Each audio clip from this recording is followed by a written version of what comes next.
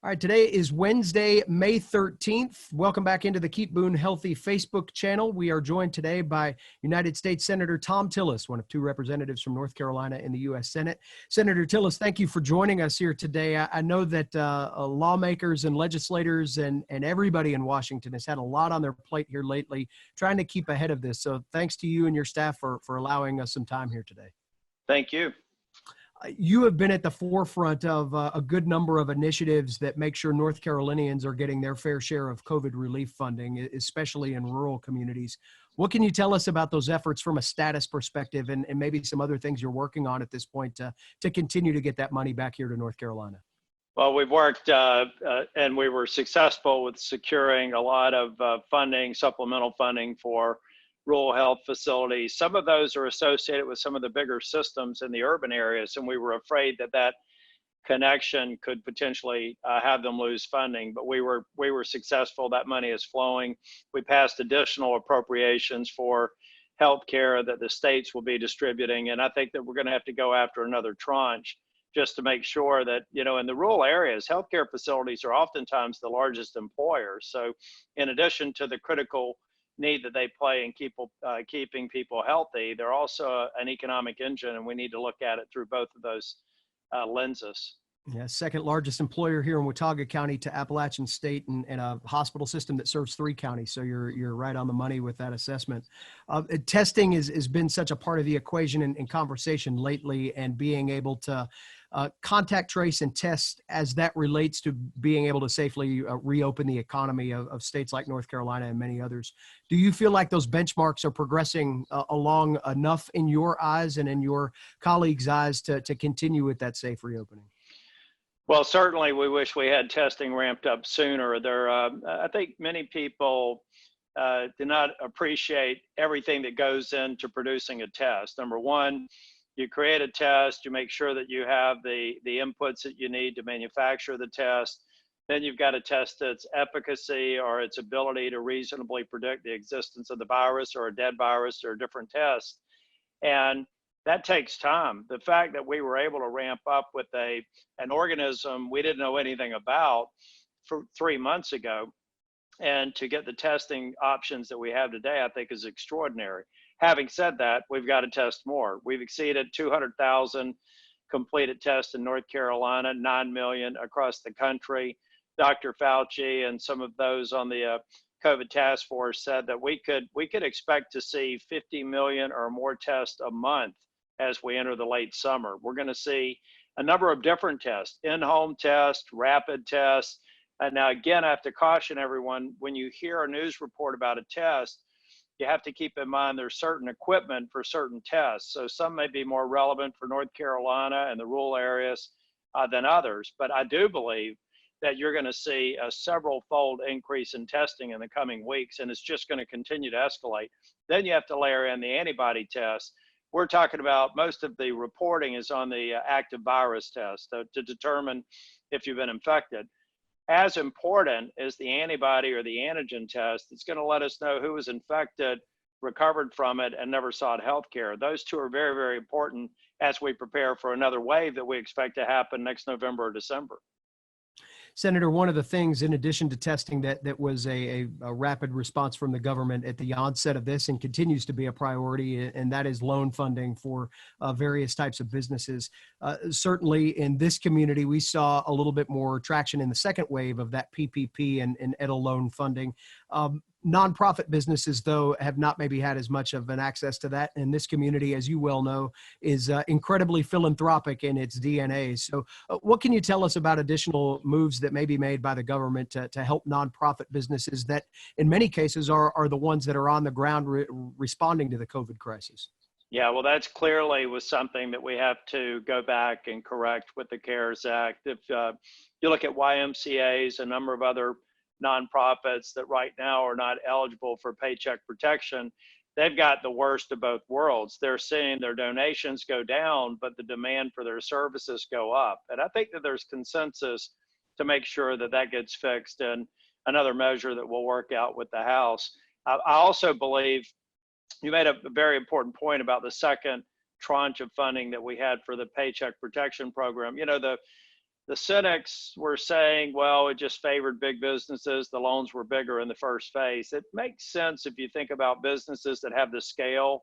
They probably already have loan relationships, and they'd be the first ones to have all their documents in order and a banking relationship.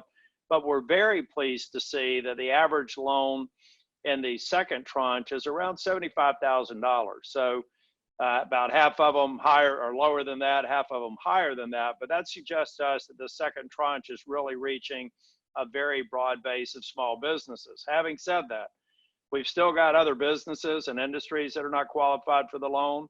We've got some businesses that because of the way they work or their size, they're not qualified for paycheck protection.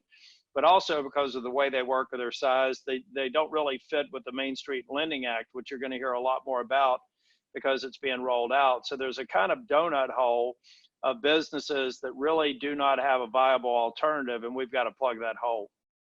Businesses have had a number of roles that they have tried to play in the response to this crisis. Certainly here in North Carolina, from a research and development standpoint, this state has been leaned on heavily, not only on the research side to try to find ways to fight the disease, but also on the development side to include things like testing kits and PPE and things of that nature for the broader scope. How much does that help someone in your shoes to see your state mobilize in that way and continue to bring ideas to the conversation about what our manufacturers in this state and others can do to help combat some of the problems that you all are seeing and trying to legislate and find solutions for? Well, I'll tell you, I think when we're done and we can look back at all the things that occurred, I believe North Carolina is going to be very prominently placed as one of the leading states to help with the COVID response. I just spoke with the chancellor of UNC Chapel Hill last week and a number of other chancellors, and I spoke with the president of Duke University as well. UNC Chapel Hill was one of the first emergency use authorizations that we worked to secure from the FDA on a testing protocol. The work that's being done in North Carolina right now with there are nearly 170 therapeutics or medicines that they're testing to see if they're working with COVID, and a lot of them are showing promising results. Some of those efforts are here in North Carolina. Some of the vaccinations that are being moving through clinical trials and getting expedited reviews are related to research institutions or companies here in North Carolina. And back to the universities, it's one of the reasons why I went on a letter with several other members to encourage another $26 billion that go into our research institutions, and North Carolina will be a benefactor of that, and we're a benefactor of their great work. Work is something that I know a lot of people would like to be doing right now, and hopefully as we see North Carolina's phasing moving forward, we'll see more people get back to work. For those, though, that are unemployed, trying to fight that battle right now and find a way back into the workforce, do you foresee anything from a legislative perspective that may be out there in terms of projects or other initiatives? Infrastructure, I know, has been one big popular topic of conversation. Anything like that out there that might be able to help get North Carolinians back to work, especially in sectors that may take a little bit longer to rebound?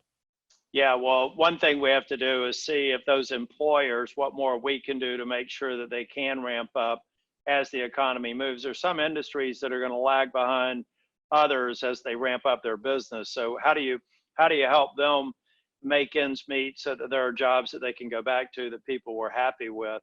I also think that there's a discussion up here I've been a part of about infrastructure investments.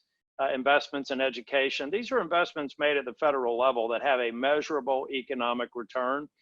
So they're very, very important for us to consider. I think that we will move forward with the infrastructure reauthorization bill a little bit later in the session. And by then, we'll also talk about some other appropriations priorities for things that are stimulative, job creating, and also have a sustaining return on the investment. It'll give everybody more job opportunities, but I really hope that we can work hard to make sure that that job that they were working, that they were satisfied with, is the first opportunity that they may have. Last couple questions for you are a bit more reflective. Silver linings have helped a lot of people get through this, the positive stories that are coming out of what has been a very difficult situation.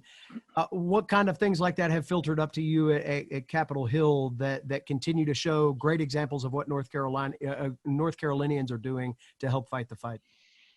Back to the nonprofits and why we need to help them.